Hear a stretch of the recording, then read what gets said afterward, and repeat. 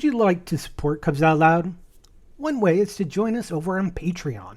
For as little as $1 a month, patrons get early access to our shows, the pre- and post-show, and various other rewards. You can learn more at patreon.com/CubsOutLoud. Thanks to all our patrons for their support in making this podcast. In this episode of Cubs Out Loud, it's time for another landscape of relationships. Dr. Edward Angelini Cook is back after a brief hiatus to guide the Cubs through confidence. What's wrong with being confident? Nothing, actually. But listen in as the guys explore what it means to have confidence, get in the know, and have faith in the next step as COL744 starts now.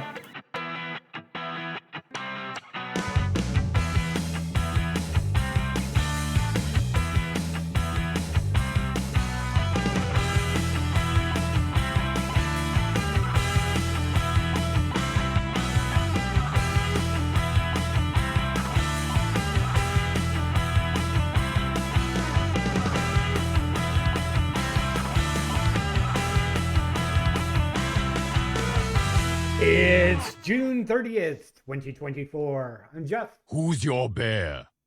That's right. I am your bear. I'm Damon. I don't brew the tea, I just serve it. And that makes me Gary. Everyone else is thinking it, and I just say it. Welcome to Cubs Out Loud, Bear Podcast of Instrumental Length, episode number 744. And I'm confident that we have one of the greatest guests of COL time on the show. It's Dr. Edward Angelini Cook. Yay! Hi.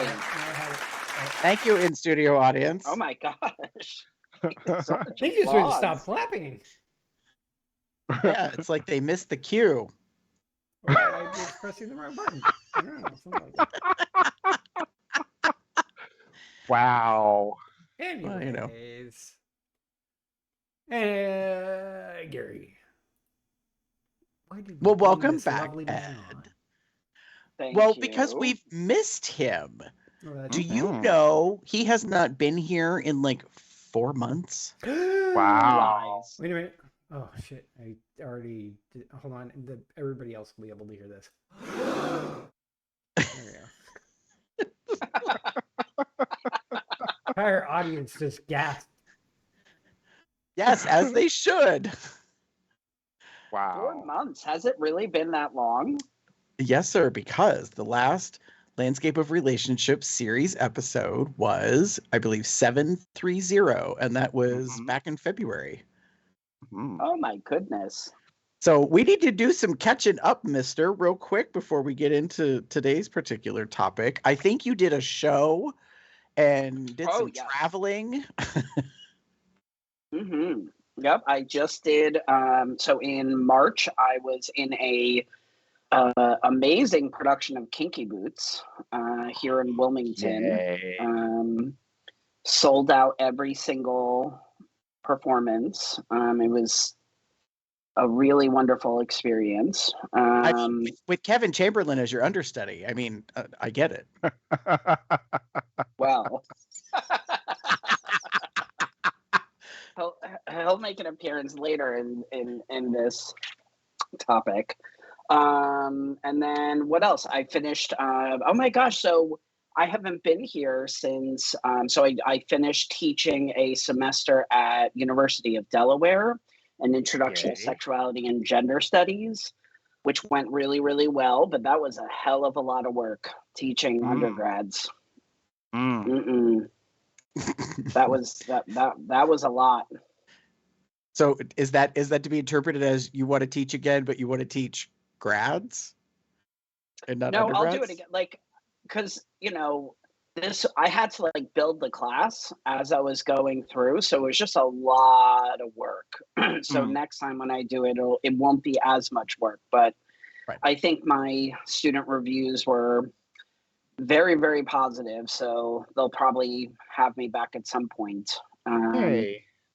So that's good. And then what else? And then I just got back from a 2-week trip to California. I went to the Pride Night at Disneyland, and then went to Tidal Wave in Palm Springs. Lovely. And how was Well, that? how was that? I was gonna ask, like, how was Tidal Wave in Palm Springs? Well, it was interesting. Um, so that was the first time that I've ever been there, and it was a lot. There were a lot of people. It was definitely not drenched fur. Mm. Um, and you know, like there were a lot of people. There happened, so you know, one of my experiences was it felt like a revisit to like high school. Only this time I was like popular. Oh. um, and like there were and I was a lot more confident. So like I was totally fine interacting with people and making friends, and that was really interesting. There was one situation that happened where a certain person was at this event, and I went completely like scared little kid. So Kevin Chamberlain was there. Oh. Bear And my I celebrity. have to I say, I am know. unaware of this Kevin Chamberlain. Okay, Google Oh is your my go on. friend. goodness. So he is, I have been aware of Kevin Chamberlain for like ever. So he was in the movie Trick, very small role in the bar or outside of the bar. And then, you know, he's done some Broadway. He did Seussical and The Addams Family, and he was on some Disney shows, and he's just hot. He's very, very attractive.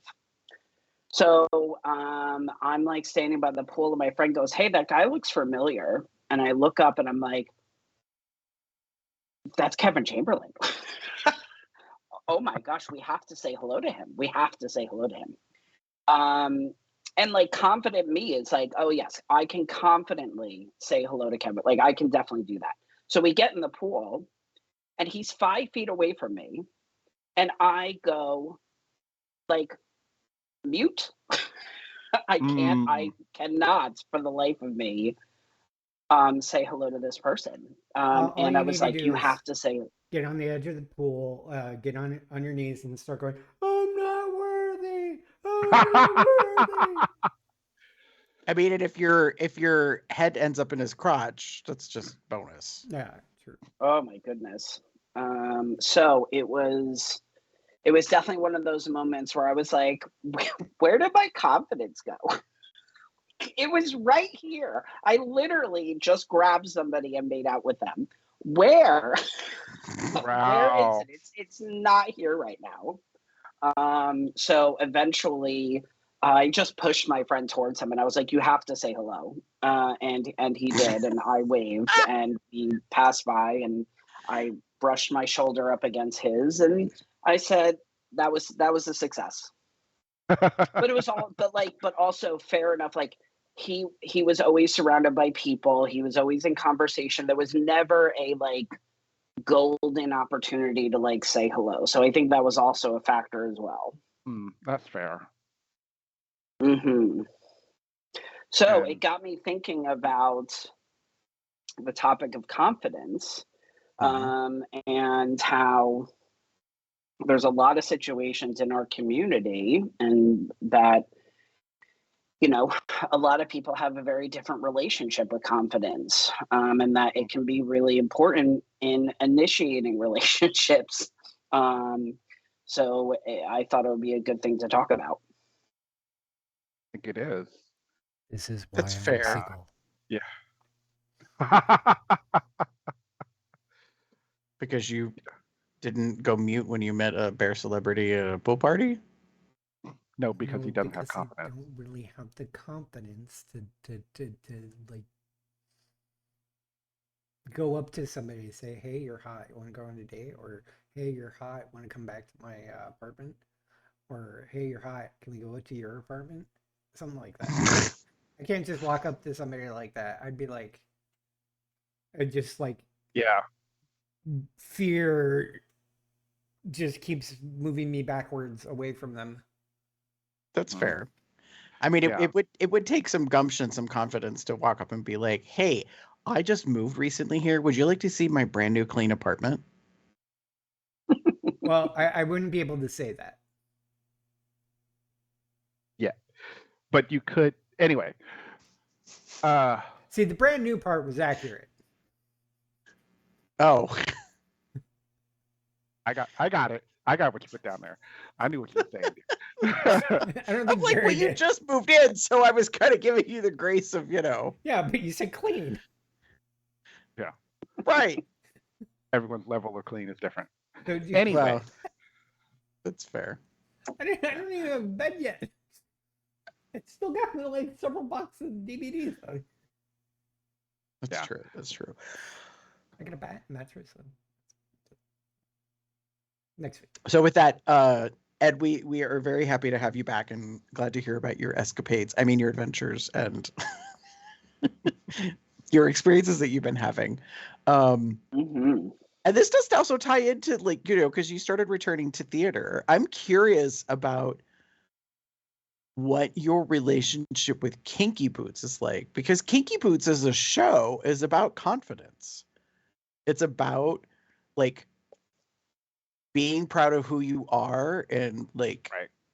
a company making a change and like moving away from the old way of doing things and moving into a new way of business and what that does to the community. Yeah, so I guess okay, so I do have something to say about that. So, this year I have started kind of getting back into theater after being away for quite a long time for, school things. And this show was really different because when I did chess, right, like that was just a lot of people who really just like chess who just came together to do this, right? So, Mhm. but this was different. Like this cast was very, very, very talented. Mm. And I remember even the audition process. I've also started taking started working with a voice coach again. And, I knew that like I didn't know what role I wanted. I just knew that I wanted to like just audition, right? Just to say that I auditioned for this show. I knew I wasn't going to be Charlie. I thought, well, maybe I can be Don, but I didn't really know what I really wanted to do. So I sang a song from Head Over Heels, which is the Go Go's musical, called, what song did I sing? I don't remember. Oh crap! Hold on. But it was good. It was something I've never sung before. And the way that my voice coach did, oh, Mad About You. I sang Mad About You from Head Over Heels, and it was great, and it was a lot of fun. And I remember going into the audition and just being really confident, right, in my ability to like perform the song and deliver the story that was associated with the song. And I remember right after the audition going to Midwest Bear Fest and not getting a call back and being kind of bummed out. But then when I got back, I got an email saying that like, hey, we want you to play George. And if you know anything about the show, so George is the factory manager, and he's kind of the like bridge between like the old way of doing things and the new way of doing things. And it was kind of cool because walking into rehearsals, I felt like a fish out of water because these were people who were a lot younger than I was, who kind of all knew each other. And I was kind of the new person to the group. So I felt kind of good that, like, you know, I made enough of an impression to, like, have a role in the show. But it was a little intimidating being among a lot of people who knew each other, who have worked together with each other. But they were all very welcoming and very, very fun. They were a lot of fun. And I'm very much of the idea that, like, when you're doing a show like this, you have to make choices, and you have to just, yeah, like, just do something, right? And if it doesn't land, it doesn't land. But, like, this isn't an opportunity to, like, not make choices. Mhm. And that's kind of my mantra, is like, make good choices. So I remember, like, halfway through the process, and the director, who was also like, our director was like the best person to like direct this show. This show was so important to him, and he wanted to make sure that, like, we were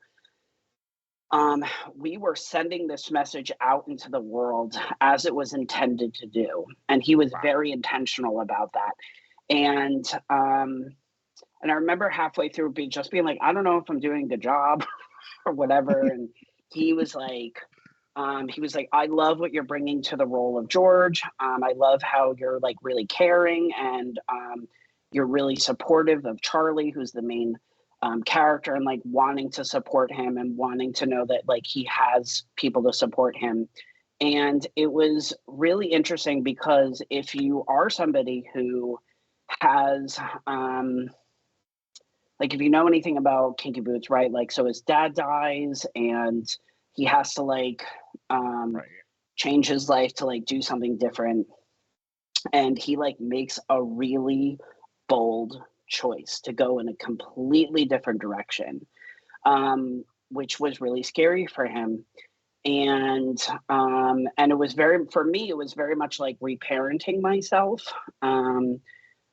Because, with me and my journey, right? Like, after getting clean and like deciding to go back to school, and do something that I've never done before, it was a really cool thing of like being able to like support myself through the show, I guess is a cool way to say it. So by the end of it, by the end of the process, it felt really good, and I got to wear kinky boots, right? I got to wear these like really Yay. badass boots on stage and wear this like fur blue jacket, and just feeling like a complete badass at the end of the show. Yeah,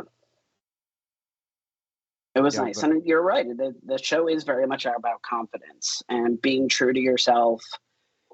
And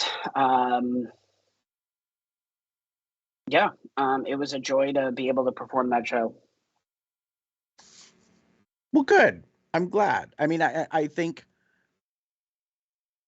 from what I recall, having seen the movie and then seeing the show, like that is kind of the core of its essence, is like, I think, two particular things. One, authenticity, but also going forth into the world confidently, right. like based it in that particular thing. And like, it's not often I feel like a show, whether it be a play or a drama, a musical, a comedy, whatever, like just really hits it. Mm-hmm. But that's why they're hits, right? Like they're Yeah, they're right. smashes. Like they, get off-Broadway productions and travel the world and do tours, and because they bring all of the things together that kind of make it magical. Um so yeah, like I think that like it's definitely in that realm. So how do we parlay that into our personal lives? Because I think, especially as Americans, I can't speak for outside of our country, I think we're sort of in awe of confidence. Like, for those of us that don't maybe have it all the time, or feel that we have to turn it on, it may feel more like that it's an act. I feel like we're in where we revere people, we are in awe of people, we look up to people, we find confident people attractive and or sexy, like, because we don't see that within ourselves. That's Mm-hmm. that's my take on it, because I think that's part of what media sells us. Like, yeah, sex sells, but what we're being sold is, I also think, confidence, as in, like, look at how confident this individual is looking this way. Like, you know what I mean? Right. And so Mhm. we buy into that, or we are a part of that, commercialization commodity concept of, like, that confidence can be obtained by X. Mm-hmm. X being fill in the blank. Yep. This watch, this phone, this object, this suit, this hat, this shirt, this food product, this green smoothie, this, like, Yeah. whatever. You know what I mean? I Yeah. just feel like Yeah. like that's, and I don't know if we've learned the lesson, like, that actually none of that matters. The stuff, I mean. Yeah. Like, it's not the clothes you wear, it's not, it's not the products that you buy, it's not the food that you, or the drink, you know what I mean? Like it's a whole different thing. I feel like some people are really onto that, and I think younger generations, I liked to think, are onto that, but then I question that, because I think the technology is more the barrier than anything now. Like, to use Jeff's analogy in this situation, he can get the designer suit, get the hair done, all the shit done, but he still doesn't have the confidence to walk up to somebody. Would looking better make him more confident? I don't know. I don't think so, Well, personally. definitely not in a monkey suit.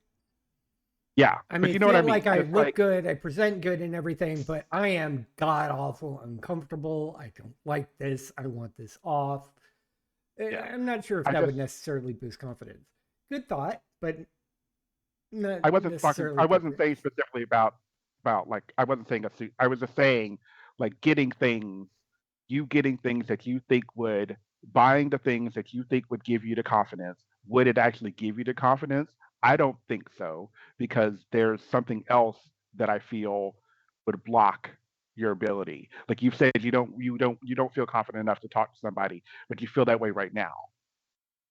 And oftentimes that's sort of the case for many of us, Mhm. is you could get all the things, and still not be able to take that first step.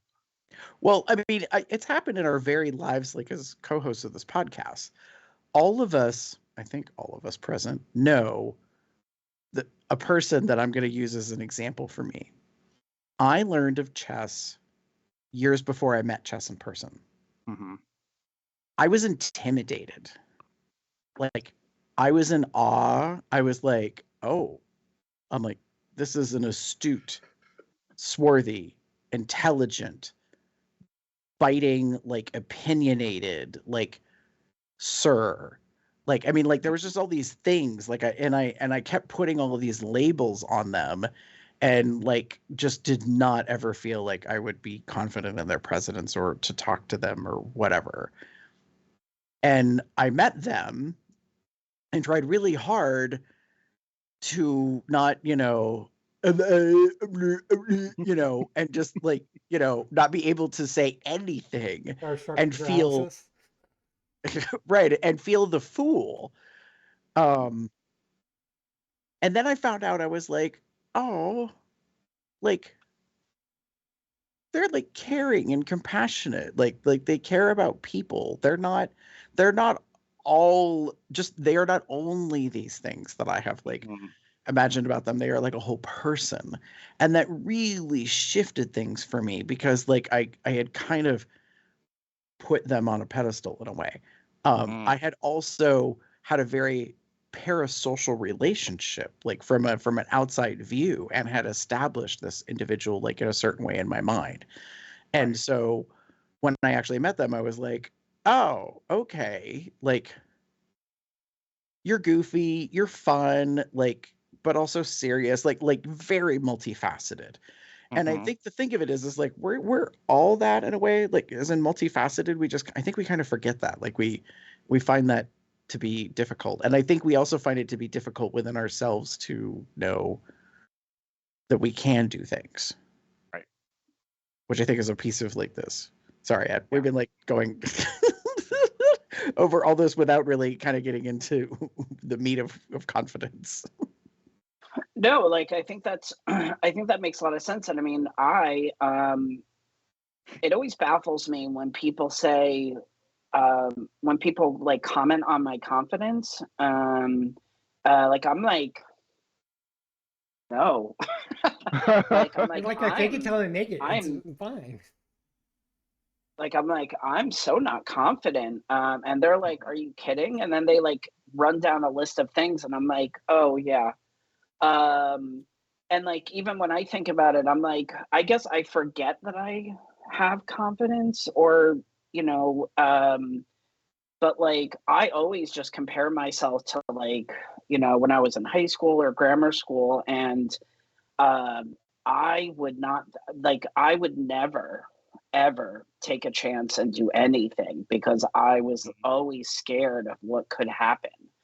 Right. And like what the consequences of me doing so. I never went out for anything. I never the only thing I ever really did was audition for things. Mhm. And like I took minimal risks. But like it wasn't until, you know, after getting clean and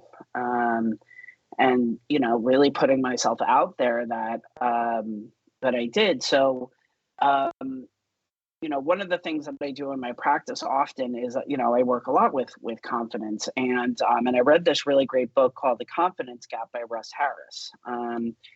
And Russ Harris is a acceptance and commitment therapy practitioner, which is kind of my therapy modality of choice. And I was on my way to go present my dissertation research, and was like, I was really scared because, like, you know, I was kind of, it was like a international conference, and you know, so I decided, you know, let me read this this book. So he talks about confidence.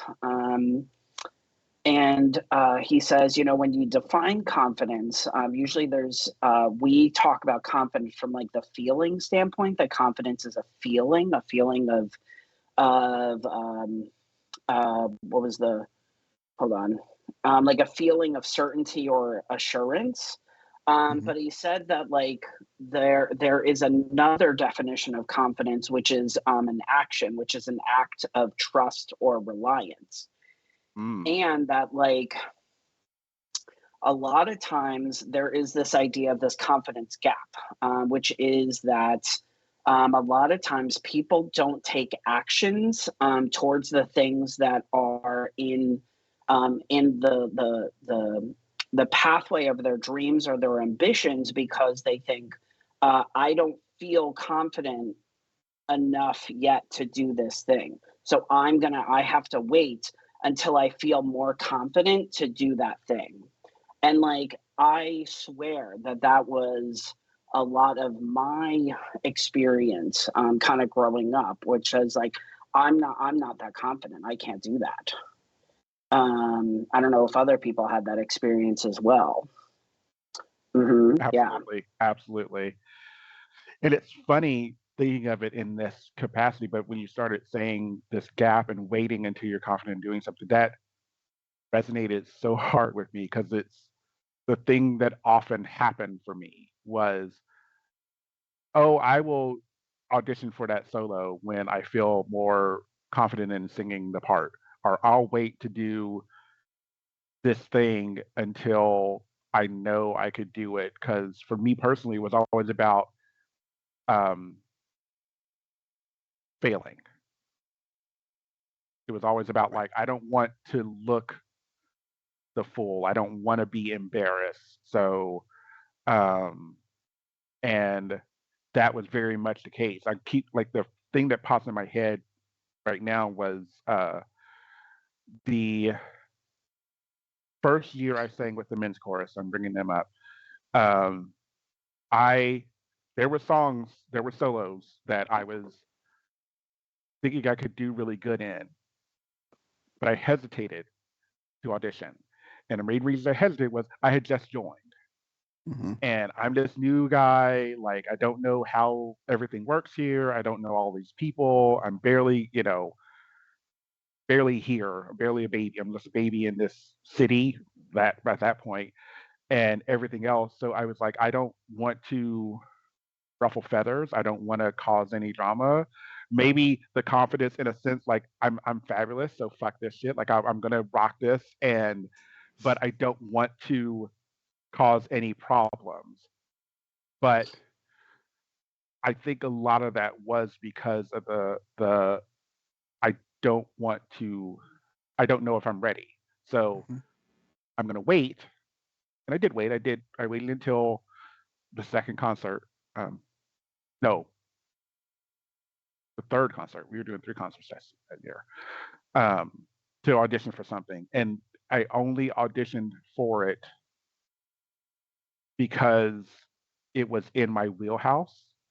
Mhm. Um, at that stage of the game, I knew I could sing it. I knew I could probably do it. So I was like, oh, let me just give it a try. And I did get the solo, and it was like great, and that kind of helped in a way. But it wasn't until I knew I could do it, I felt confident enough that I could do it, that I chose to move forward with it. And this was, oh shit, about 20 years ago now. At this point, I'm realizing, been a while. Yeah, I think that's interesting because Ed, what you were talking about, like the two different versions of the definition or sides of the definition, I guess is the way I'm looking at it. What really hit hard with me was I was thinking about like my job in public health and just in healthcare in general, and how patients, the public, clients, whatever you want to say, I think the reason they don't pursue like things that will make them better is because they are not confident in the service Mm, or the care. mm. Well, yeah. They do not have trust or reliance in an outcome. There's a lot of talk that's been going on about stigma and like what we call the syndemics, so like the crossovers between multiple conditions, and how like a single experience of by a practitioner or by a staff member can have ripple effects into the future of a person's health because they felt treated poorly or witnessed someone like treating someone else poorly. And so they say to themselves like they explode that out as a representation of everything. So they say like because I had one bad experience, I'm always going to have a bad experience. Or because Mhm. because this practitioner, this provider, this clinician, this staff member, this front desk clerk, this receptionist, whatever was ignorant, they're all ignorant or whatever. Mm. And so it makes this impact and it becomes legacy then. And they're like, and there's also a lot of cultural like humility aspects to care and conditioning. And so if you come from a tight community and people talk, like you hear stories and like you kind of take them as truth whether they be true or not. And so you're like, oh well, so and so's like down the street their father went and like blah blah blah. And I mean like, and I think about that like when you were saying that I was like, yeah, like confidence is not only like your feeling of a thing, but also do you think you can trust or rely on whoever the other like party or entity is to do right by you. um that was a big thing to me that I didn't understand about kink.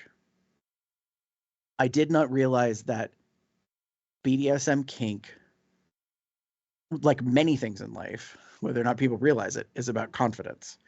In that, do you trust, do you feel you can rely on the other individuals?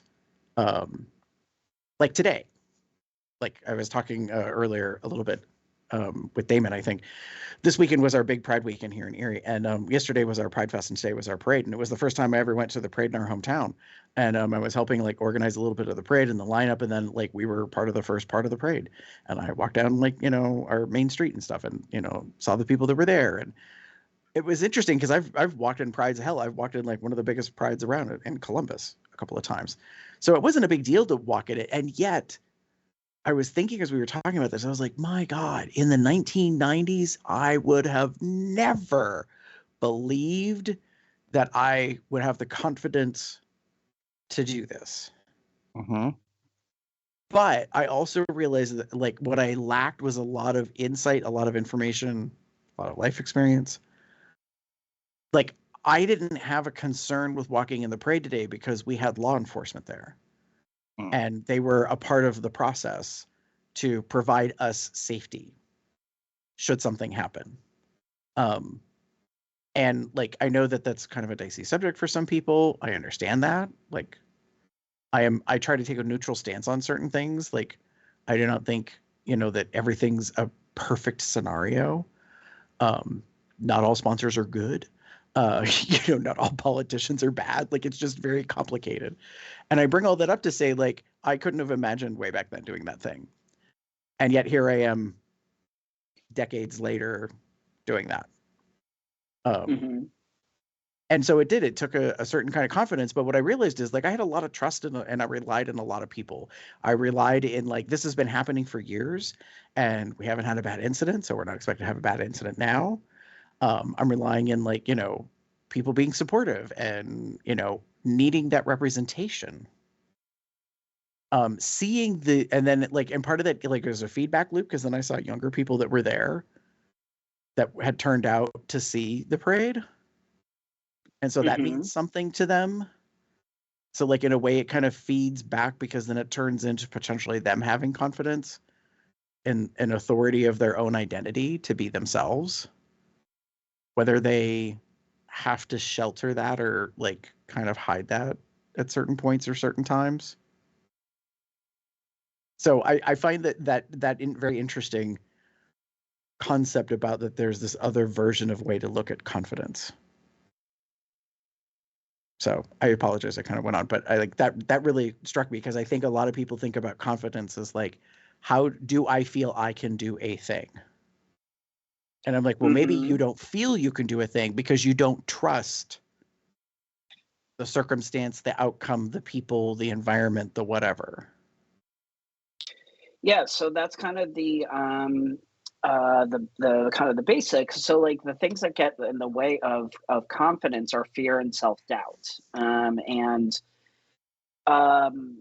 that, when it comes to the confidence gap, that we think that like, we have to be confident before we can do something. But like the reality is we're never going to be confident enough. We're never going to feel confident enough in order to do something, right? Because fear and self-doubt are always going to be there, right? And we think that because they're there, that we can't do it. And that the stories that we tell ourselves is that because I don't feel confident, something bad is going to happen, right? So like either I'm going to fail, I'm not going to get that solo, I'm not going to this person's going to reject me, I'm not going to get that job, right? And then I don't trust my ability to like regain myself after those incidents. And also, I don't, when something doesn't go the way that we want it to happen, like it sucks, right? And our mind does not want us to suffer. It does not want us to go through negative things, right? So like, of course, when it comes to our feelings, we want to protect ourselves. But the reality is that, and those are kind of the rules that we tell ourselves about confidence is that I can't not succeed. So like I have to know that this is a definite yes before I can do this. And the irony of that is through life's experience, I don't know what portion of us come to find this out or come to determine it. There's no such thing as 100%. So like you're going to strike out. You're not going to do well. You're going to fall flat on your face. You're going to have failure. Like things will not go as planned. which is a big thing that happened for me when I was heavily in nonprofit leadership and like doing event planning. One of my mantras I came to develop was the best plan is to know that the plan will not go as planned. And that's what it came down to. Like I just had to learn to be flexible and fluid. Like I had to learn like we're going to do this thing at this time with this thing, da da da, and like it's going to go just like this. And I knew like I started figuring out very quickly, like my blood pressure would skyrocket, my stress would like set in, my anxiety would hit, and I would just be like, why in the hell is this not coming together as I wanted it to? And it's like, oh, right, because it's not about me. Like I'm making it about me, but it's not really about me because I really don't have any control. Mm-hmm. No matter how Mhm. desperately I wish for it or want it. So Yep. I learned to be much more like comfortable with the knowledge, which is a weird control tactic, to say we're going to make a plan, but we also can very well expect the plan to not go as planned. And like I also started figuring out I can't what if everything. Mm-hmm. Do you know what I mean? Like I can't be like, oh, I'm going to do this thing, and if this doesn't work out, then I'm going to have plan B and plan C and plan D and like infinitum. Like I don't have enough time, energy, space. Capacity. Right? I don't have a time turner. Like, I have no ability to like relive things over and over again to get it right, or whatever. So I just figured out like at a certain point, I had to say, I have enough skills and or resources to be successful to some measure. Right.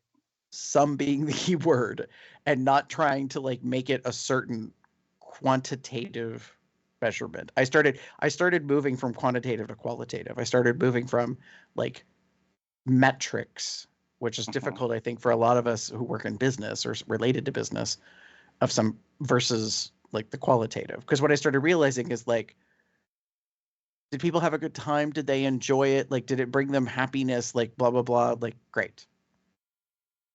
Right. I mean, and sometimes you kind of have to say this, like when people get all upset about something, and having to deal with my own mortality over a decade ago, like I spent a whole year asking myself over and over again, and like, does this matter in the end? Which was simply to say, like if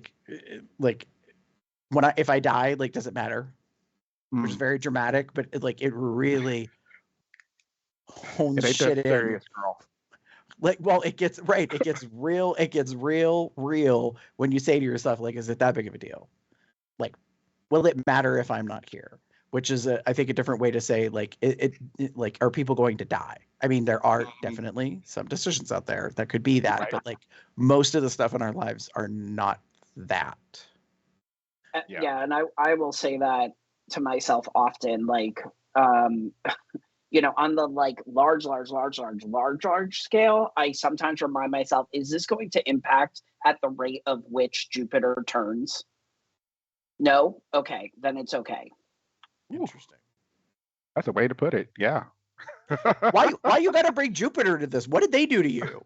But like sometimes like that is my comfort, is to know that like on the bottom line is like it's not that big of a deal, Yeah. right? Like I can do this, right? It's not going to be the end of the world if it doesn't go my way, right? Right. It's one thing. I'm doing one thing. Right. And but like on a more realistic scale, right? I will say, what is the worst case scenario here? To use the tidal wave situation, right? What's the worst case scenario if I say hello to Kevin Chamberlain? He doesn't say hello back. He calls security. Right? Like, he says, "Hey, right? you're kind of Like, cute. You want to go back to my room?" Well, that would be best case scenario, not worst case scenario. But for some people, that could be the worst case scenario, though.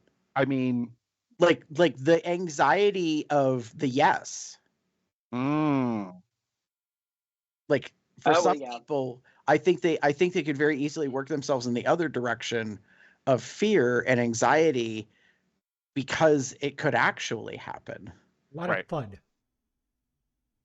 FUD? Fear, uncertainty, and doubt. There you go. Yep. It's like, what? um, no, I agree, Jeff. Like, that, well, now we're going to move into an unknown. And it's like, oh, okay, Kevin's interested in me. God bless. Kevin, if you hear this podcast or whatever, feel free to reach out. We'd love to have you on the show. We're not trying to talk behind your back or anything. But anyways. I mean, if you need a place to record it, I got one here. I can easily get an extra microphone or something. It's fine. We'll get you hooked up. And we like daddy bears around here. So, I mean, the that part, right? So no, but the reality is like, if I think people would be like, I didn't prepare for this. Like, you know what I mean? Yeah. That's when the confidence goes out the window, because you're kind of like, oh no, like oh this. Yeah, You're not supposed to say yes. Right. You got the confidence. You got the confidence to get to step one. Right. And See, then, that's where I think that's where my confidence, like my unconscious confidence, because like this isn't like an ego thing or whatever. Like, I know that I'm good with that. Right? Like, if you were to say, yeah, let's go, I'm like, all right, then we're on. Right. It's the so literal, what I hear is there's no shame in your game. You're like, I got this. I'm confident in my ability to have a good time. Yeah. You heard it from the doctor, everybody. Mm-hmm. Confident in my ability to give someone else a good time. That too. Exactly. But sometimes I struggle with the initiation of things. But getting better, right? But like, And there's always like the getting over the hump part of confidence. It's like the starstruckness paralyzes you, but if you can get through that, ask, and then, I mean, worst case scenario, they say no, but then they say yes, and then it's like, yeah, they just said yes. And now you get to then you're super confident. Yeah, that's all downhill from there. I'm good with that. It's the and I can feel also like that part that can be the like. Let me put this another way. When you audition for a show, a lot of people probably super nervous. And then they get the part, and then before they go in front of a sold out house, they're like super nervous. Then they go on stage and they start their lines. Next thing you know, all of that washes away. That nervous energy has turned into a spectacular performance and ends with the applause. But you have to get over that hump of the nervousness. Right. And I think also to that point, though, thank you for bringing that up, Jeff. There's an aspect of vulnerability that is really a part of that, because I just think about sometimes when I have performed and sometimes my first thing that I do on stage is a very vulnerable act, and that can really be impactful for confidence, right? Because I'm literally just getting naked in front of people, hoping that they accept me. And Gary, there's that acceptance piece, right? I want you to accept me, and I think that's another big part of confidence. Is acceptance and self-acceptance. Well, and I was going to say, I recently had to do some public speaking for work. And one of my coworkers, actually a fair number of my coworkers came out in support. I mean, it was an educational opportunity of other people presenting important things, but I was asked to be a part of it. And I had a very small part in it, and I was perfectly fine with that. But my coworker that evening surprised me and said, "Are you nervous?" And I said, "Not really. I've been doing public speaking for a long time. I did it in my previous career a lot. Like not in this kind of way, but it's not that much different. Like a classroom, a training room is not that different than like a venue with several dozen people eating dinner. It's like the environment's different, the people are different, but like the feeling is still kind of the same in a weird rinse repeat way. What I did say to them though is I said, I'm not nervous now, but I will be. And I wanted them to know that like I'm not infallible. I'm not inhuman. Like Right. I said, I will get nervous right when I go up there. I said, and I will probably be nervous in the very beginning and then it'll go away. And I said, and part of it is because I've never presented on this before. I've never Right. said this before. So like, that's what I learned from being a corporate trainer is like practice does work you towards perfection, quote unquote. Like the more you do something, the more you like, have the repetition, then like it becomes rote. And so you can keep adapting and adding more skill, nuance, whatever to the thing that you're doing. It's kind of like sex. The very first time ever, you probably should be nervous. You probably should not have confidence. You probably should expect it to be a disaster. Preferably you're with a compassionate, caring partner who's game for all of that and or just as inexperienced as you. Like, and then you just like make it a mess. Just go at it, be safe, have fun. Like try to figure it out, navigate together in the journey and make the mistakes or whatever. And so I did, like I went up to speak and sure enough, I was like, we're doing this thing and like, we're just going to get it done and over with. But I also was confident, like, I know I can do this, like, and I know what I'm talking about. Like, I chose what I'm speaking on. This isn't seventh grade, no, eighth grade English with a college professor who made us get up in front of the class and talk about a topic that we personally selected. And I like full on probably had a panic attack. I just didn't know it at the time. Like I was so freaked out and so scared to be in front of my peers, my own classmates. And then it wasn't until later in college I figured out what that was all about. I was scared that they would see through the charade of who I am and they wouldn't pay any attention about what I was talking about. And they'd be like, that fat fucking faggot. I mean, imposter syndrome. Seriously, that's what I thought. Like I thought like somehow standing in front of them, in front of a group of people was going to reveal my like inner identity, that I was gay, that I was into boys, I liked men, like, that I was a homosexual, like not practicing, but like, I mean, it was just this thing that like, and it wasn't until I came out in college and like years had gone by. And then all of a sudden I was like, oh, that's what that was about. That's what that was about. I was scared. I lived in fear of the truth that I wouldn't be accepted and that like it like they would, I don't know, like throw me out of school or and then like I mean I just like what if and totally spun it. Yeah. And it wasn't until later when I took all that power away and I was like, yeah, what about it? I suck dick. Like you got a problem with that? I was very obnoxious when I came out of the closet.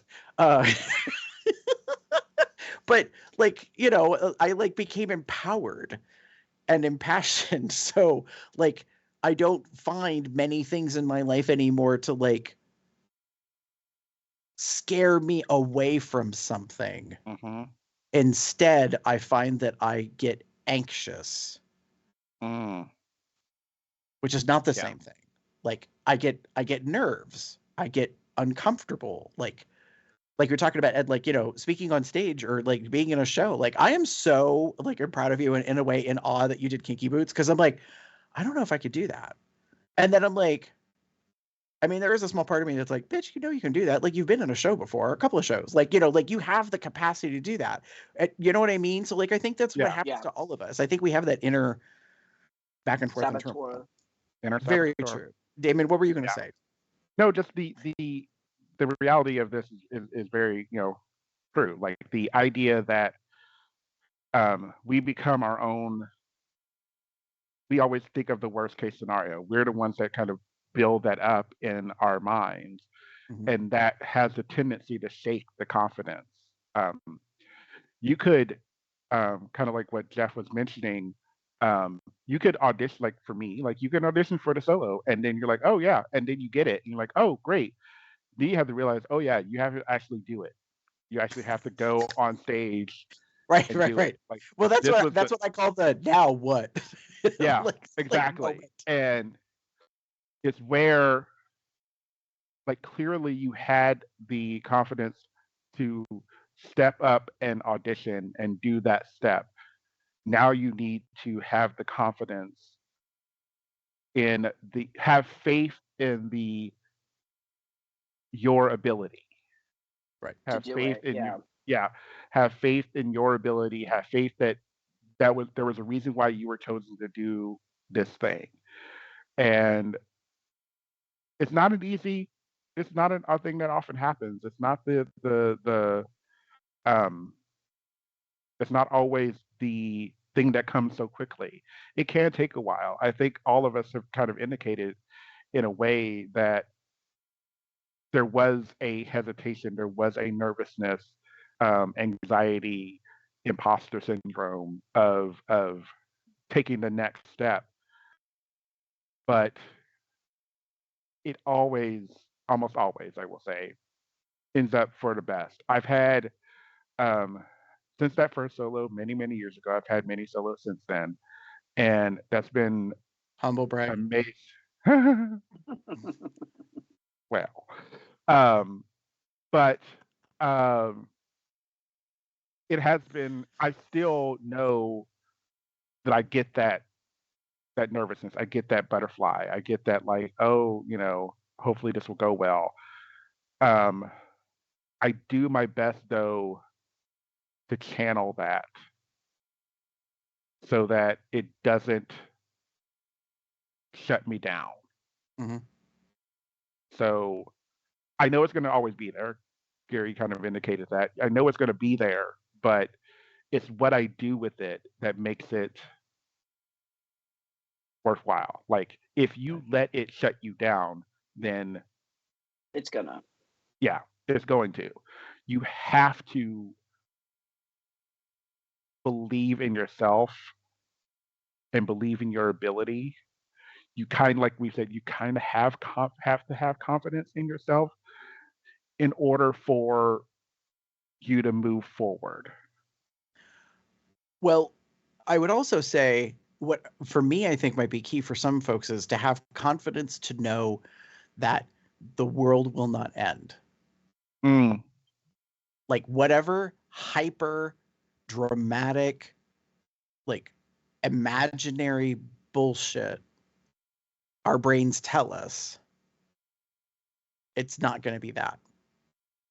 Well, like I mean, I think Like for whatever the imagined disaster is, it's not really going to be that. And that you will survive. If that makes sense. Like I think that's one of the biggest things that is a limitation for people is like they don't like I think they disastrify the potential outcome. yeah, catastrophize. There we go. Mhm. That Like that other Well, word, that so- word. I think for me though that like a lot of my confidence has come like second. I don't know how to say this. Um,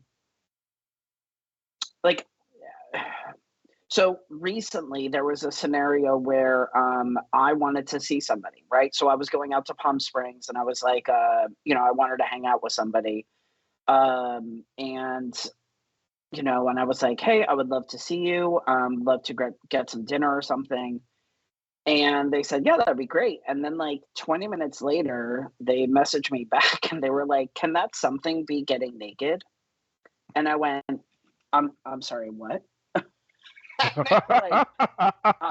they were like, and I was like, wait, you fancy me? They were like, of course I do.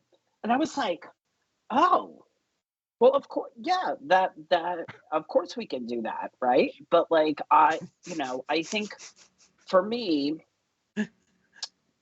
okay, so I wanted to one of the things that I wanted to do this episode was go over the game of confidence. Did you know that confidence is a game and that there are rules? Hmm. Well, wait. So here's my question: is this a real game, or is this just like a metaphor, like game? Kind of like a little bit of both, right?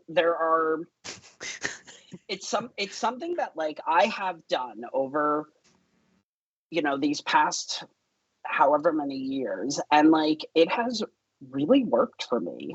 And that is a good example where like sometimes things happen. It's like kind of like you have to play the waiting game, right? Like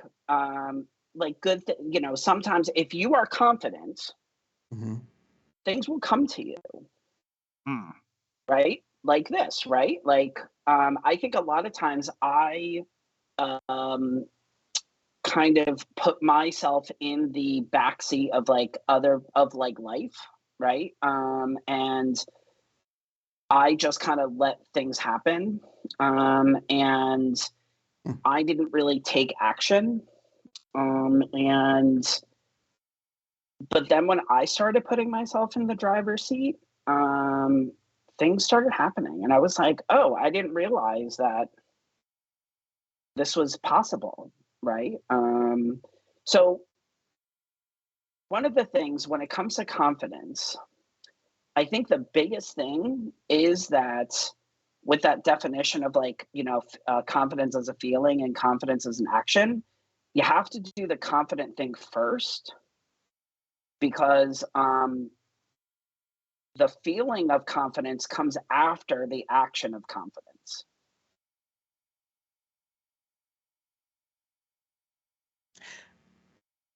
It's Hmm. interesting because I was just thinking about how I'm looking at the document we're working off of for this episode, and I'm like, oh, so the definitions are in reverse order. Yeah, because we culturally talk Mhm. about confidence as a feeling. We don't talk about confidence often as an action. When like a lot of confidence is built from doing confident things. Hmm. Right. So Right. like so Gary, you said before that like when you do when we become confident in something when we do it repetitiously, right? Like I didn't get confident saying hello to people until I said hello to like 100 people. Right. Because I think the repetition builds the trust with yourself, the reliance Mm-hmm. that you have the skill to do the thing. And it also turns into the certainty. Like it's kind of like I don't know why this stuff popped in my head. Cooking. Like some people I think genuinely don't cook because they're scared to cook. Like that they're Fair. gonna make a mistake. Like they're gonna screw up cooking. And a part of me is like, baby, like that's the whole part of it. Like, yeah, you're probably gonna burn something or make, or ruin something or whatever, or cook the popcorn too goddamn long, and all your coworkers will hate you for like a day or two because it just stinks to high heaven of burnt popcorn. But like, not that I'm bringing up work shit, but the thing is, like, that's absolutely a thing. And what I want to say to them is, it's okay. It's okay to do the things and to make the mistakes. Might not be okay to do it when you have 10 people over to your home, but like that would be much more anxiety like driving and stressful, but you can do it at home, like Hmm. when you're with yourself, and sometimes you just figure out where your comfort level is with something and be I work like, with you know what? myself at home a lot. So you can you can find confidence in being like, you know what? I can open boxes, I can open cans, I can open packages of things and do some stuff. Hmm. You may not feel confident in making a 10 egg souffle. And Or that's like beef okay. Wellington. You leave him out of this. Um Wow. don't be bringing big old logs of beef into this conversation, Edward. Um, no, but Right. Like I think like everything is on a scale. I think it's what we forget. Like that confidence is also about like the increase over time of the ability to do something. Right. Like I remember I'm having this memory of like my mother loved to knit. And I remember when I was living at home with her and I was a young teen, I think. I wanted to learn to knit because she enjoyed doing it. She did it all the time. And I struggled and I struggled and I struggled. And my mother was like, You're just too tight. And I was like, excuse you, woman? No. I was like I didn't understand it. She was like, no, she's like, you need to relax. She's like, your shoulders are tense. She's like, you're gripping the needles too hard. Like you're trying too hard to make it happen. She's like, knitting is not about forcing it. Knitting is about like being loose and being comfortable and allowing the stitch to happen. And I was like, and it wasn't until years later did I get it. I didn't get knitting, but I got what she was saying, that like it's not a controlling thing. Like it's a much more meditative practice. Mm. Yes. Sorry, I just had a revelation about something. Okay. Mhm. Wow. Sorry. My mom's been gone for a couple of years now, and it just hit me that was her meditation. That was the thing that she did, and I didn't. I guess I just didn't get it. Oh. Anyways, so like, but I think that's the thing that we have in our lives is like you figure out how to do something. But like if I had tried it again and again and stuck with it, I probably would have figured it out. I would have eventually learned how to achieve and do the thing and grown confident with that with repetition of time. I was just too damn too ornery to be like, if I can't get it in the beginning, I'm never doing it again. You know. Well, yeah. So like that's another one of these rules here is that like don't obsess about the outcome, get passionate about the process. And that one of these things that is in this book that I really like is that mindfulness is a really big part of this, right? Being aware of your surroundings, being aware of everything that's kind of going on. Because when you're too focused on, the next thing, that you're pissing all over what's going on in this moment. Right. You might Unless have you and the consent other to party do are that. into that. Right. Unless you have consent, yes. That part. Yes. Anyway. Yeah. Yeah. But I what I was saying is like I think that we forget that like confidence comes with time. Like you were saying, Ed, like we were talking about the repetition. Like the more you do that thing, whatever that is, and the variations of it, Mm-hmm. like you become better at it, and I think that helps. I think we interpret it as strength,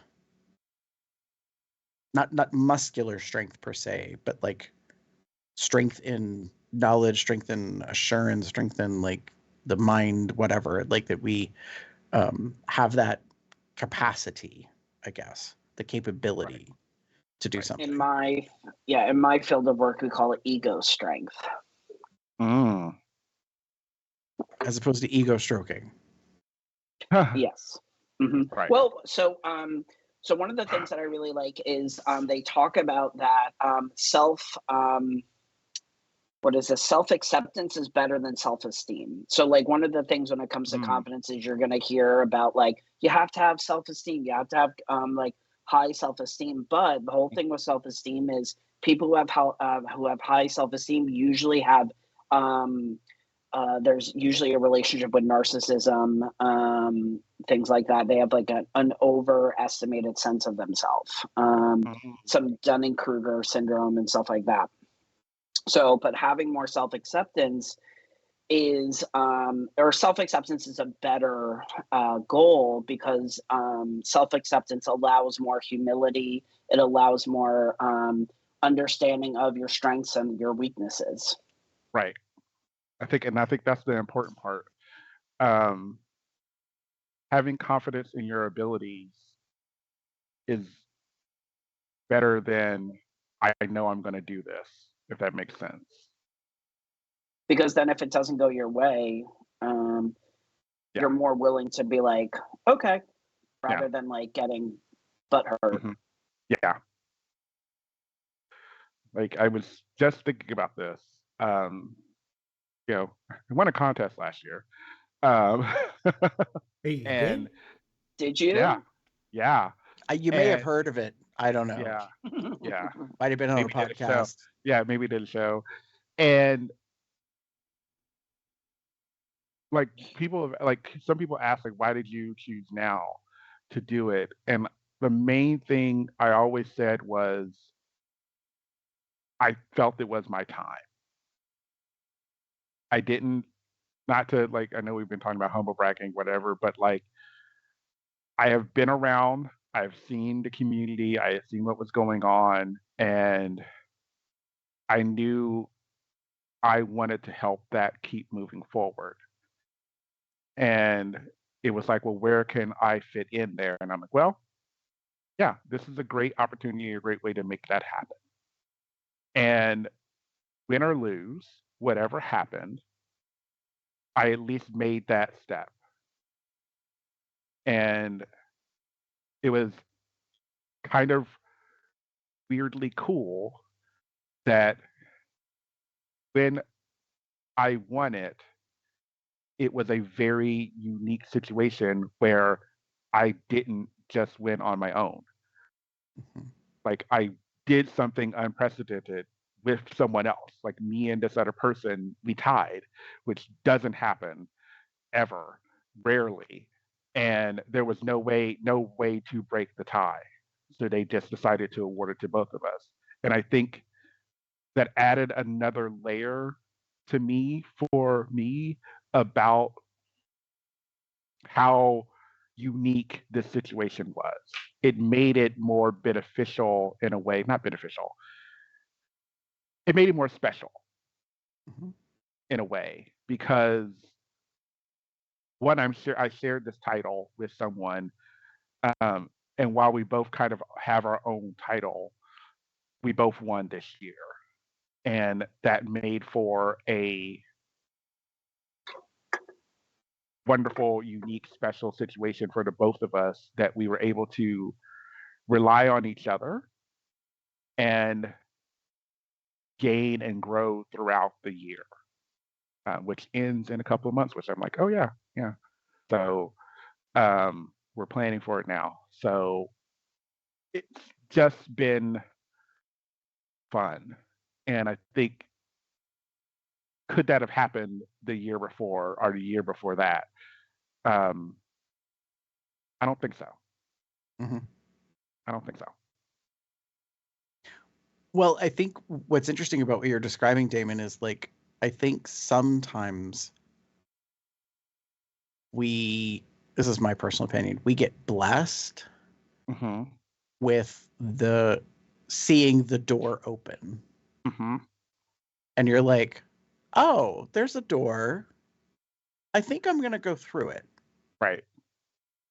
And like I feel a lot of people,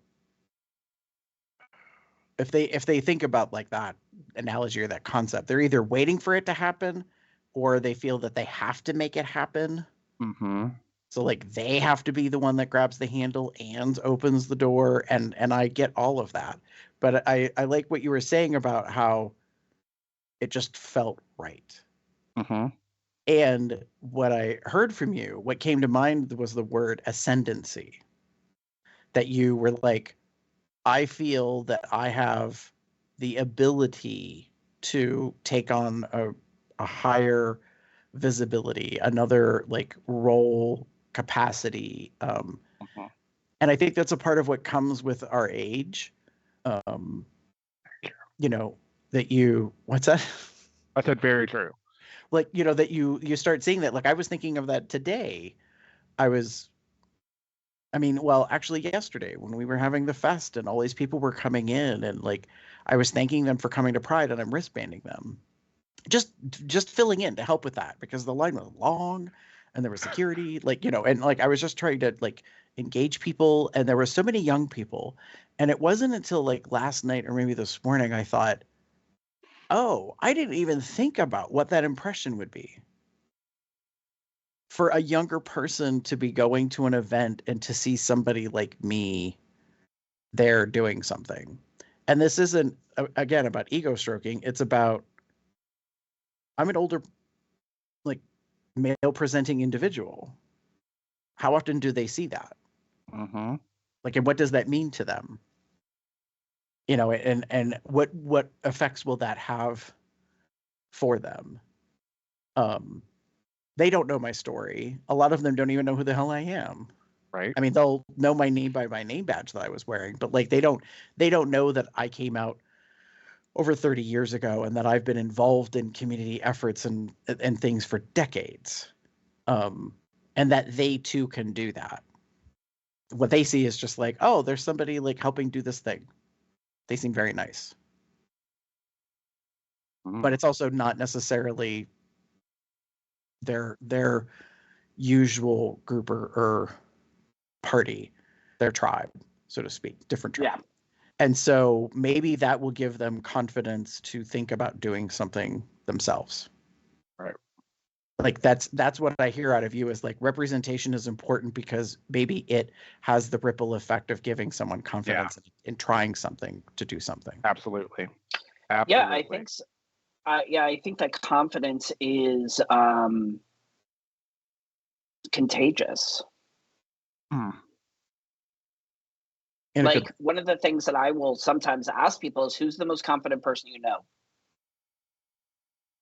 Have a conversation with them and ask them about their relationship with confidence, right? How did they get to be so confident, right? And that, like, you know, and also, like, sometimes I'll be like, what would so-and-so do in this moment? They would surely say hello to Kevin.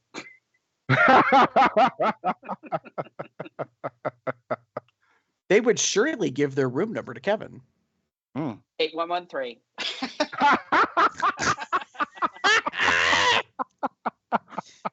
I'm flattered. I'm no Kevin though. Anyways. But I get what you mean there. It's like, it's not emulating, but it is a matter of learning the techniques, learning the habits, learning the things that could potentially make you more confident in yourself. Well, because I think a lot of times, like when you talk to somebody who's really confident, they're literally just going to say, "I just do it." Right. Right. Which like goes back to the whole thing that like confidence is about the action. The feeling comes later, right? And that like if you're in a place where you're at the confidence gap, like I can't do this because I'm not confident enough, but you're talking to somebody who's like, I just do it, right? And I worry about the feeling afterwards, right? It's gonna be like, you know, like sometimes I'll hear from people, it's easier said than done. Well, of course, of course it is. If that was the case, then everybody would do it, right? Right. It's interesting because I had a previous career coworker. We were opposite sides of the coin and it came all down to this. When you were talking about like who is someone that you'd like think of that, you know, exudes confidence, and it was this coworker, had no fear about anything. At least that was my perception. We traveled once together to visit a client that we were taking on for a new project. They were going to be handling the operations side. I was going to be handling the capacity building / training side of things. And we were there for 3 days, quote unquote, a half day, a whole day, and a half day. And we were told on the last day we were there, we were told when we arrived that per their plan of the agenda, on the last day we were there, we were going to do the actual job. That we were there to observe and to be replicating. And my coworker was like, great, sounds fine. Let's do it. And I was like, bitch, you crazy. Like, what the fuck's the matter with you? And it was funny because we had very different reactions. Like they were all in and I was like, oh no. Nope. Nope. Not me. Not today. Not happening. No. Sorry. You must be mistaken. And we had to talk about it. they were kind of surprised that I was like reluctant and Mhm. and I was like, why on earth would you agree to do this? Like, what we don't know, like we don't even know what we don't know. I'm like we know nothing. I'm like, observing is not doing. Like, I mean, it was just, and they were like, right. And I was like, you're not worried about making mistakes. They're like, I want to make mistakes because they're not going to let us alone. They're going to be right there the whole time to guide us, to help us, to keep us from train wrecking. Yep. And it was so ironic, like their perspective. They were like, they were going to trust fall. And I was Mhm. like, hell no. You're not even gonna turn around. Run into the fire. Yep. And it was a very interesting exposition, like this opposite side perspective of things. And I never forgot, because I think they're probably still that way to this day, that they're just always like willing to fail. Mm-hmm. And I was like, oh no. And I had said at the time, I was like, why on earth would I choose to put myself in humiliation? Like, why would I choose to personally do something to make mistakes? And they were like, that's the whole point. And I was like, no, the point is to show the confidence that we can do this thing. And I am not confident in doing this thing. I have observed them for like 8 hours. And I have to develop a training that's multiple weeks. Why on earth would I feel confident that like this could be done? Like it was wild to me. But when you said that, Ed, I was like, oh yeah, I remember that very distinctly. There was a Oh, yeah. whole like paradigm shifting kind of thing. And as we talk about it, I'm like, yeah, they were very much like, they were just willing. They wanted to fail. They wanted to screw up. They wanted to make the mistakes. And what I think they knew and understood was, which I was not seeing and understanding, I was too busy being focused on reputation. I was concerned because this is the On the client. Like, outcome. right. I was Mhm. worried about the ripple effects of them being like, Jiminy Christmas, like what a bunch of fucking idiots, and not having confidence in us, and like, that affecting the contract and like, all this stuff. And Mhm. instead they were like, it's not that difficult. And I'm like, in essence, no. But like, I was like, they were running laps around the track and I was out in the field. Like, we were not anywhere near each other. And I bring that up because I think that's like another big piece about confidence is like, our confidence is not the same for people. You know what I mean? Like what we were talking about is like, I think they were looking at it as an act of trust or reliance. Like they felt, we've already been vetted. Like they trust us and they know how to fix our mistakes. Like Yeah, that's part of the it's process. right. It's their business. If we screw it up, they'll fix it, which Right. is kind It's of like, weird to say. I listened to this podcast that was all about like, I think it was like, I don't remember what it was, just about like academic intellectual processes. And they talked about that, like when it comes to like idea or like content creation or like whatever like that, usually the first one is a burnt pancake. Let the first one be be a burnt pancake. That like the next one's gonna be okay, right? Like the Mhm. idea is just do it, right? It doesn't have to be perfect the first time. Oh, but I think that's what we are screwed up as an American society, though. 100%, right? Like And we that are like, so conditioned to get it right. yeah, and that like, and that's the rule, right? Like that is Mhm. like one of the wrong rules when it comes to confidence, is that it has to be right every single time. Mhm. And that, I think one of the other things when it comes to confidence that people, um, that when we get up to the confidence gap, we stop, is because whenever we have feelings of fear or self doubt or negative or, fear, we automatically are like, no, I can't do it. Right. When like the reality is the fear is supposed to be there. The fear tells you that this is important to you. We don't get anxiety over things that aren't important to you. We have to Right. hold on to the reason why this is important. That's gonna be the thing that's gonna lift us across the chasm. Yeah. And I know it's weird to think of it that way, but that's the way you have to do it. You have to know, you have to understand that the possibility of failure is there, and you have to be okay with failing. Yeah, fail hard. Yeah, you have to. Fail You big. have to. Yeah. There's no harm. There's no harm in failing, as we kind of first talked about before. There's no harm in failing. It's not the end of the world. Like the Even only harm is ego. not doing it. Right. No, Yeah. I agree with you, Damon. I was going to say it, and you Yeah. said it. I'm like, it's ego. Yeah. Failure is about ego. Like Mhm. that's the greater concern, is that like you Yeah. fall flat on your face, or you make an ass of yourself, or like people laugh at you, or they're like, ooh, okay, yeah, like Gary's not who I thought he was. Yeah, or you Whatever. look bad. You look bad. Right. Yeah. Like, I'm gonna go back to the contest. One of the things that we had to do, they didn't give us a limit on our speeches per se. They said 3 minutes, but they were kind of flexible because there was only two of us running. So I was genuinely worried about staying in that limit, doing what I could. What could I cut to like stay within that limit? And we got on stage. We got to the stage, and there was a moment where I realized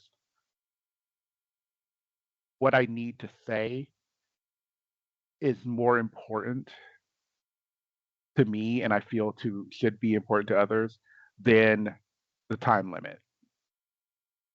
So say what you have to say, and if you run over, you run over, and whatever penalty comes from that comes from it. There wasn't one, but I think I had a couple of notes from the judges. They were like, "I wish you could have said that. I appreciate what you said, but I wish you could have said it shorter." I'm like, "Yeah, well,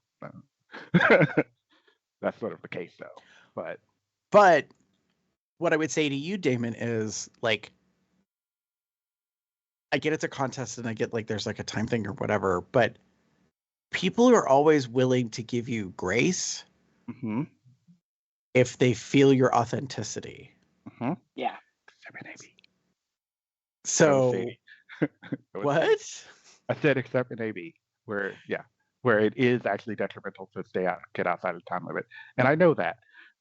Well, but then like, but to me that's a technicality thing. Mm-hmm. Like, Mm-hmm. and that's all fine and dandy that there's a technical aspect, but there's a part of me that's like,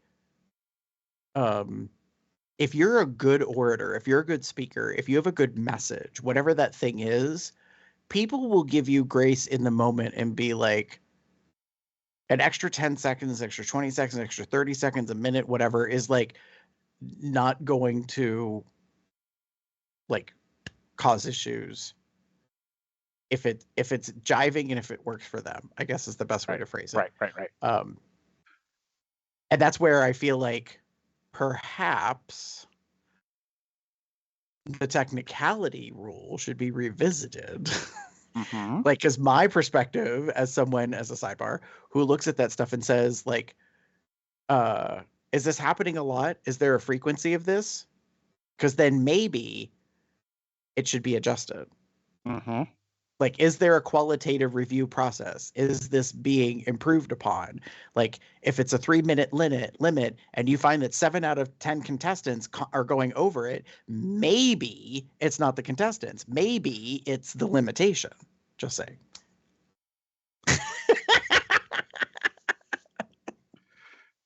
And maybe there's a big difference between going over by less than 6 seconds and going over by a minute and a half. Oh, I hear that. Or more, technically. They went over by. Anyway. Are fans supposed to open up there?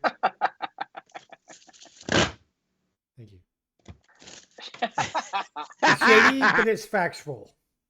That's true. Well, because here's the takeaway, contest builders. What I think Damon and I were just alluding to is it should be progressive penalty. Like the longer you go, the more the penalty is. Right.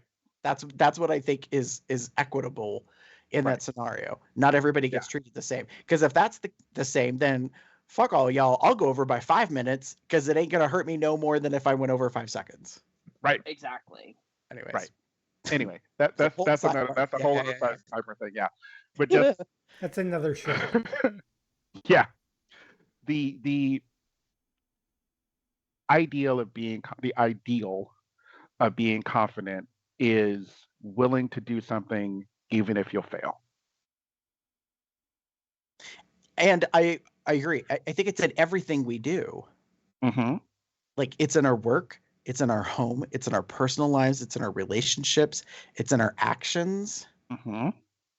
Like, and I think that's part of like the whole challenge and journey of anxiety to be like, can I do this thing? Like, what if it, I think some people, I was just thinking about like if someone was going to make eggs, like some people might not even be willing to make eggs as a dish for themselves by themselves simply because they're worried that they'll screw them up.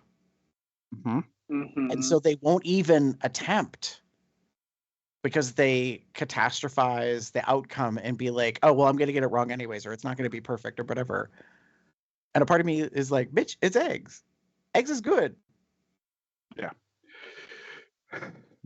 And I'll say this in the nicest way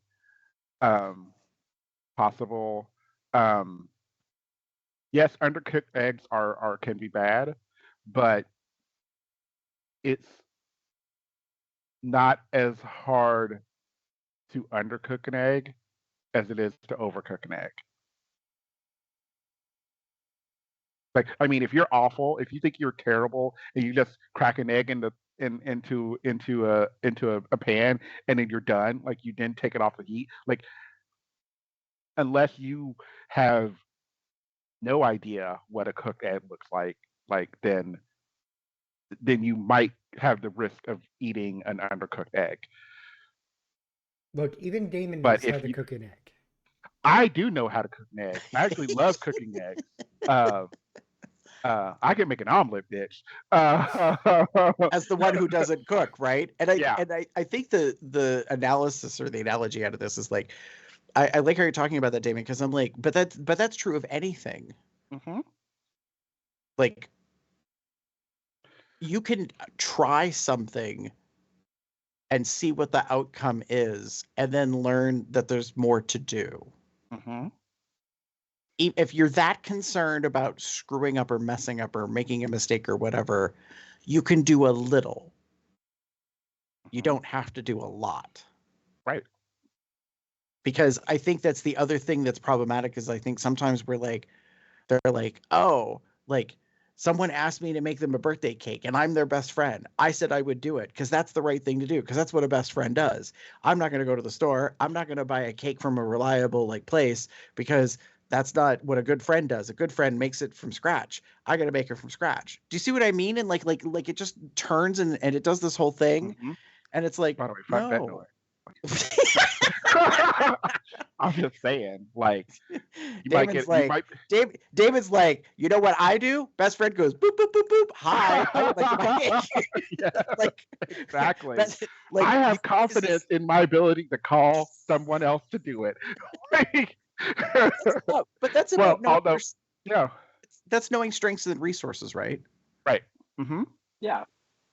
Yeah, and I mean, don't get me wrong. I've made cakes before. I can. Granted, it's been like Duncan Hines like box cake thing, but I've made cake before. But right, I know, an option. Yeah, you could also turn around and be like, you know what? Like, I think I messed up most of this, but there's a little bit that like can work or salvage. Make it a cupcake. Mm-hmm. And be like, I made this just for you. Mm-hmm. There's nothing else. Just this. Yeah. You really don't want to see the other cupcakes. But you don't even have to mention that part. Like you don't have to. You Yeah. don't have to be open book and forthcoming and be like, "My kitchen a disaster. Everything fell apart. Nothing worked out well." You just be like, "I just made you." And here you go. Happy birthday. You could do the Rice Krispie mom's commercial from back in the day where she throws the flour on her face and like makes it all like fake drama. You remember that shit? I do. You remember that? She like flicks water and flour and then like so And- dramatic comes through the swinging kitchen door. If anybody doesn't know, we're gonna have to put this link in the episode. It's not gonna make any sense unless you watch this. It's the most ridiculous, no offense, middle white class bullshit piece of propaganda like media that she like slaved over making Rice Krispies in the kitchen, and it's like it's not that challenging.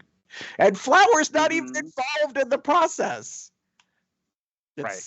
It's such a like direction of like reality. Oh. Anyways, Did I literally find it in like 2 seconds? Yeah, it's infamous to me. Are you looking for it as well, Ed? Mm-hmm. Yep, this is it. I just think it's funny. Like I don't know why that just popped in my head as like a memory of like the shenanigans of that. So what you're saying is fake it till you make it. Mm-hmm. Well, I think there's validity in that statement, you know? Mhm. Like but I think a better I think a better way to phrase it or to think about it is do it till you're confident in it. Yeah, I'm not the biggest fan of fake it till you make it, because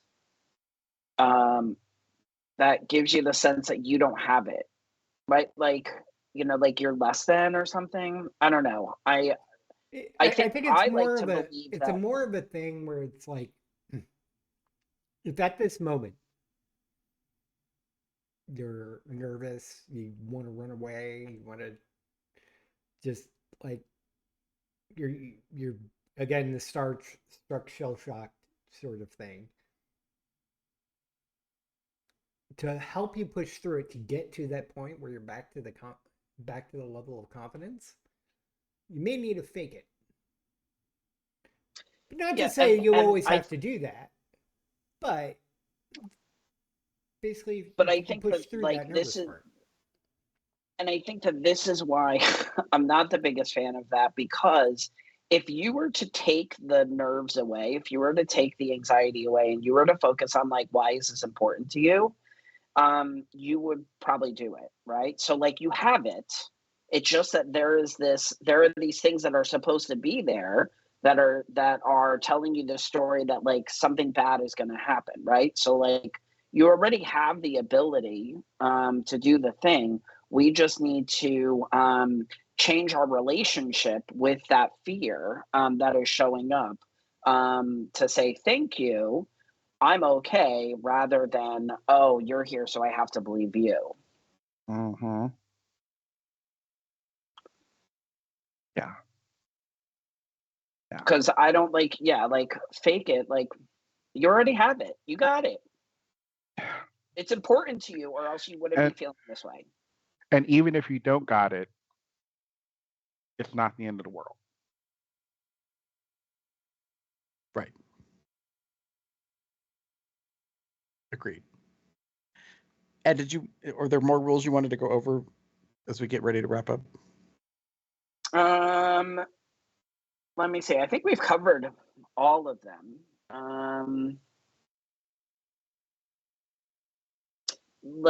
Don't fight your fear. Allow it, befriend it, channel it. Right? Like, I think a lot of times we like fight with this with these feelings of, oh my, Kevin Chamberlain, he's going to yell at me. He's going to tell me to go away. You're an idiot. The other thing is like, allow it to be there, right? Make sense of it. We've already talked about the fact of failure hurts, right? It sucks. but if we're willing to learn from it, it's a really wonderful teacher, right? Hey, like what didn't go well that time that I can improve on next time. And there you go. Yeah. I'm confident that this was a great show. Oh. Yay. But that's the end. Oh. Well, plenty of ways to contact us. And let us know your thoughts on confidence. You can do that in many ways, such as going to our website, cubsoutloud.com, shoot us an email, cubsoutloud@gmail.com, leave us a voicemail at 361-COL-TALK. That's 361-265-8255.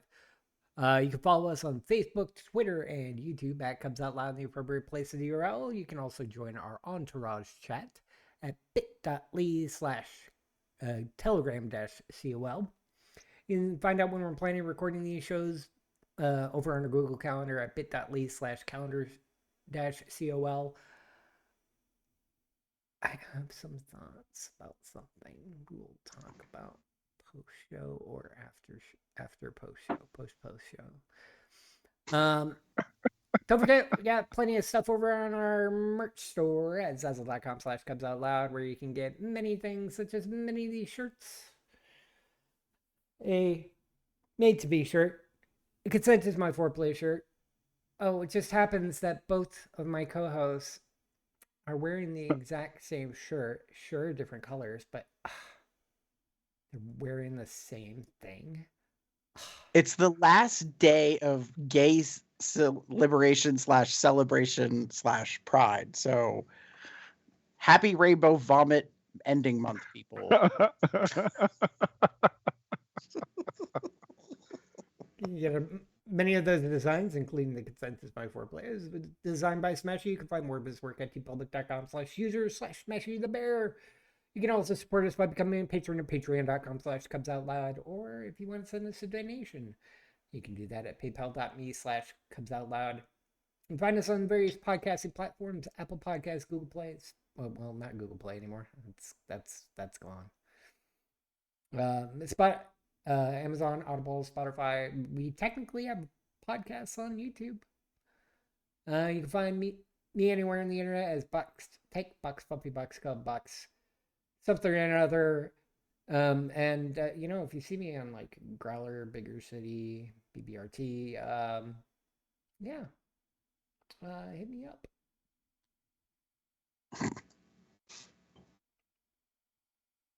Damon? If you which couldn't touch me, you can find me as Theater Cub79. That's THEATRECUB79 on most related sites or on Facebook. Or you can find me as Pup_Umber on Twitter or Pup_79 on Blue Sky. Those are not safe for work. For the safe for work stuff, you can find me as DMAGamer79 on Twitter or TikTok. Gary? If you want to get in touch with me, you can pretty much find me anywhere online as GareBear73. And if folks would like to get in touch with you, how would they do so? You can find me on Facebook as Edward AC. I have a website for my practice, eactherapy.com. You can find me on social media. I'm on Instagram as Dr. Dr. Unicub_sexbrainwizard. And you can find me on X at dr.unicub_after_dark. But that is not safe for work, and just send me a message letting me know who you are. Mm-hmm. Yeah. And I forgot to do a step while everybody was doing that. Hold on 1 second. Are you still on TikTok, Ed? Oh, and on TikTok as I think I'm just on there as Edward AC. Not Dr.Unicub79. No, I don't know. That went away. It's dr.unicub79. Okay. And with that, say good night, everybody.